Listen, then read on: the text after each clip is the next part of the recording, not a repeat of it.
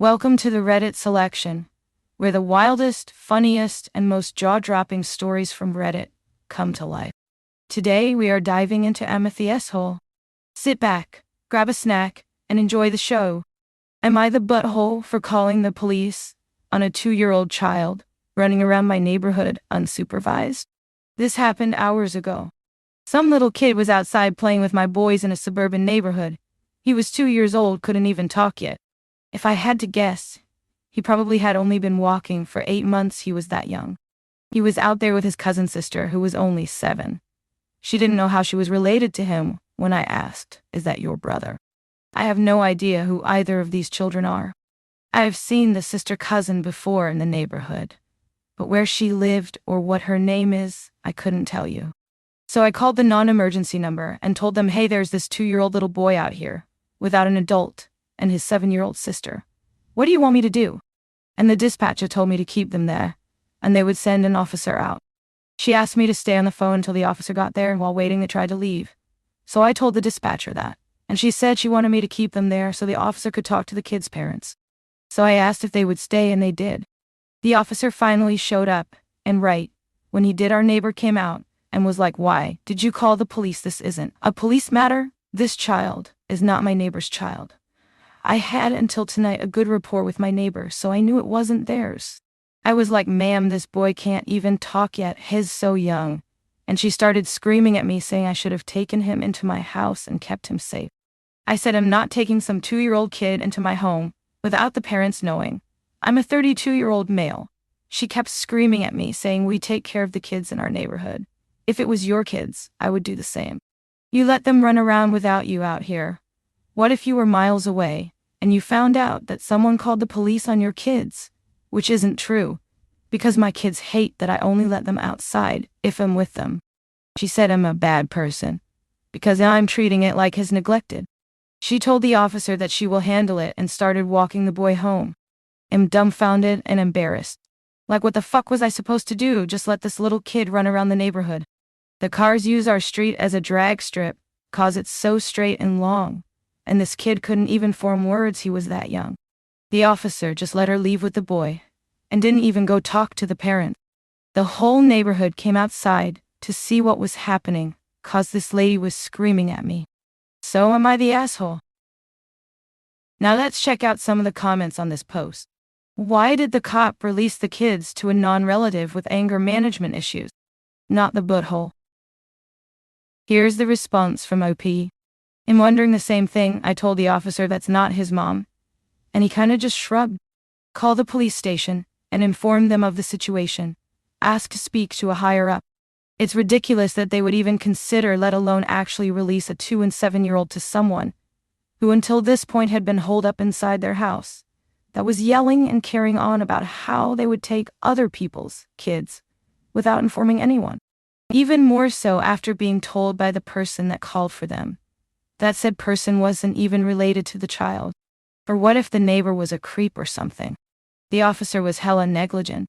That's what I'm saying.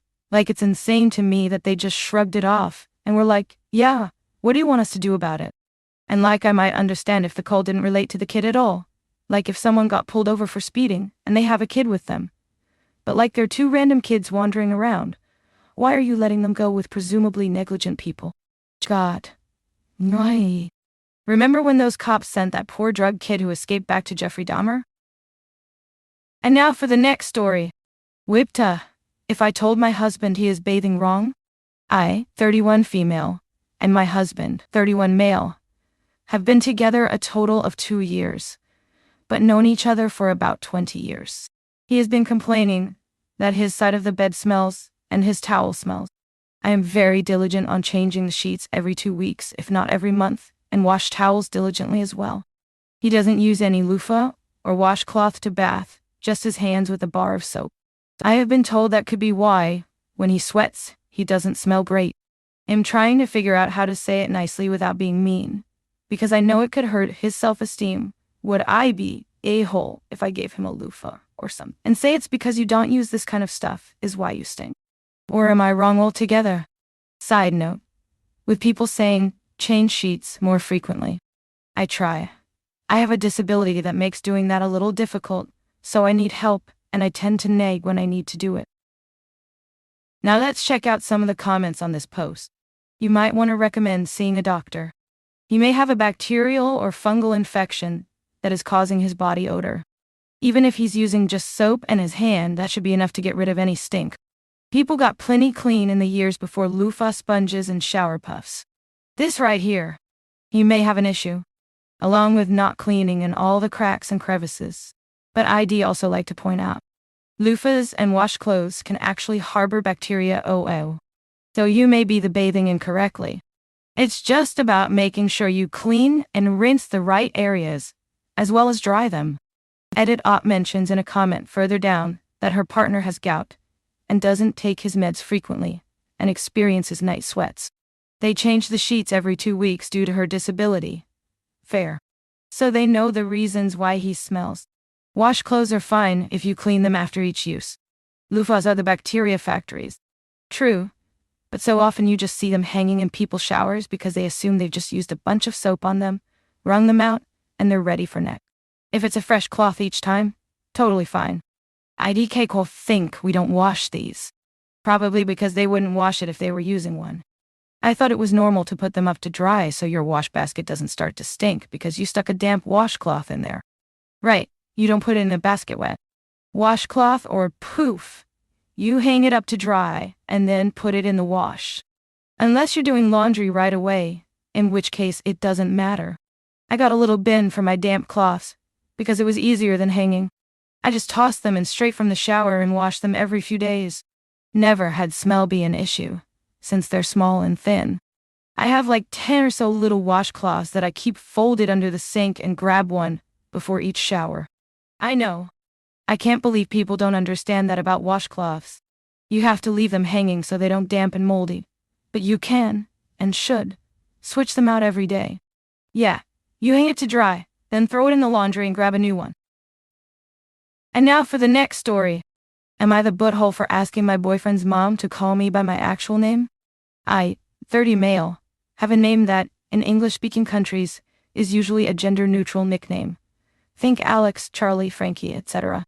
I am half Asian, and in the country of my name's origin, it's a unisex name that isn't short for anything. Since I first met my boyfriend's, 46 male, mom, 70 Sef, she has repeatedly asked what my name is short for. I've told her it isn't short for anything in different languages, just have different naming conventions. But she keeps asking anyway. She also makes other related comments that make me uncomfortable, asking where I'm really from. That it doesn't make sense for me to have a name from country A, if I'm really from country B. That she hates the trend among young people of having gender-neutral names. And I must have a proper name. She can call me. I've talked to my boyfriend about it, and he says he gets why it's uncomfortable, but doesn't want to bring it up because she wouldn't understand. I've started clarifying what my name is, and asking to leave it at that, because I'm sick of answering the same questions every time. Last time we saw her, she greeted me by calling me a long version of my name, e.g. Alexis instead of Alec. I didn't say anything but my boyfriend laughed, assuming it was a joke. However, she continued to refer to me by this name, despite mine and my boyfriend's corrections, until I eventually snapped at her to stop. I'm usually polite in trying to divert these kinds of comments, but being referred to by a Western name really pissed me off. And I said something like, "Can you stop this bullshit with my name, please? I've had enough of it now, and it's fucking racist." She got really upset, saying she couldn't believe I would speak to her like that. I left the table and my boyfriend shouted after me to come back and apologize, but I went outside to calm down. Eventually, my boyfriend came outside to tell me to apologize for swearing and calling her racist. I said I would apologize for swearing, because I shouldn't have been disrespectful, but I wasn't going to apologize for calling what she said racist. He said she doesn't see it as a race thing and she just finds my name a little funny, so I told him to forget it. I was going to drive home and he could get an Uber by himself. I left by myself, and he came home later. I apologized for leaving without him, and he said he understands why I was upset, but I need to apologize to his mom because she's really hurt that I called her a racist. I said I hadn't called her a racist, and that I wanted to apologize for swearing, but didn't want to apologize for saying that what she said was racist, because then she'll just keep doing it. However, I'm worried I'm wrong to be so stubborn, because my distinction between saying something racist being a racist feels kind of pedantic, and because she keeps phoning my boyfriend to tell him he shouldn't allow me to talk to his own mother like that. So, am I the butthole? Now let's check out some of the comments on this post. Not the butthole. Do not apologize. Instead, talk to her. For the record, it is definitely intolerant, with the end result being that it is racist. You need to start with your boyfriend. Explain to him that what your mother did is about not accepting someone with a different background than hers. At best, she is very selfish. At worst, she is in fact intolerant of those from different backgrounds and/or race. For that reason, you will not be apologizing. If anyone needs to apologize, it is her. But you aren't done yet. It is his job to manage his mother. It is his job to protect you from her behavior. He should have stopped his mom and clearly stated, "Mom, his name is X, not Xtopher," every single time. At some point, he should have escalated to, "Mom, we are leaving. We'll come back when you apologize," and just use Xtol. Be clear that you will not cave to keep the peace with her. When people keep the peace to placate us, the us win. You will not be visiting his mom again until she apologizes. He has to figure out what to do. Here's the response from OP. Thank you for this.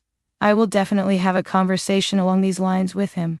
It's especially frustrating, because in a sense he gets that this is what he should be doing, but he always just ends up placating her in the moment and apologizing to me for her behavior afterward.